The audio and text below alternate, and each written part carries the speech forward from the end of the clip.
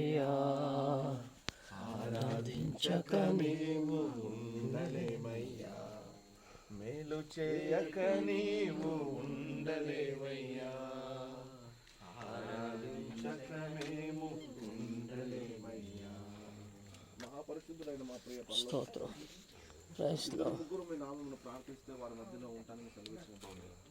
ఈ ప్రాంతంలో రక్షణ లేని బిడ్డలకు ప్రభా, దేవుని శరీరములే ఆలయంలో మేమందరం కలిసి మీ నామాన్ని మహిమపరిచి గణపరిచి ఆరాధించి మీ మందిరముగా మీరు నిర్మించడానికి కొన్ని రోజులుగా జరుగుతున్నటువంటి ప్రయత్నంలో ప్రభా, ఇంత మట్టుకు మీ కృపను బట్టి మాకు స్థలం ఇచ్చి ఇంతవరకు కట్టుకోవడానికి కృప చూపించారు. అందులో బట్టి స్తోత్రం.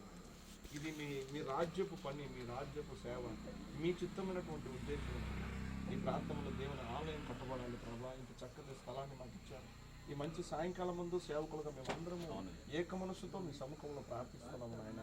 దయచేసి ఈ సాయంకాలం ముందు మా మొరను మీరు ఆలకించండి. హృదయ భారంతో మా దగ్గర ఉన్నటువంటి అవసరాలతో మీ ముందు పెడుతున్నాం నాయన. నమ్మిన వారికి ఖచ్చితంగా సహాయం చేసే దేవుడు.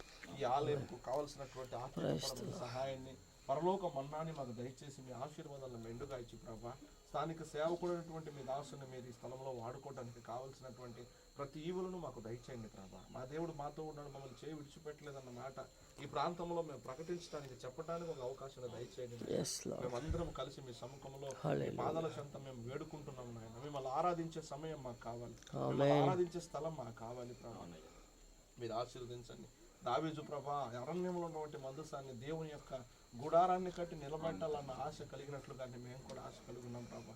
మీ వాక్యమైన మన్నాన్ని మీ ప్రజలకు కట్టించడానికి, తెలియచెప్పడానికి, ప్రకటించడానికి మేము పడుతున్నటువంటి ప్రయాసలో భాగంగా ప్రభా ఈ ఆలయాన్ని మాకు నిర్మించి దయచేయండి.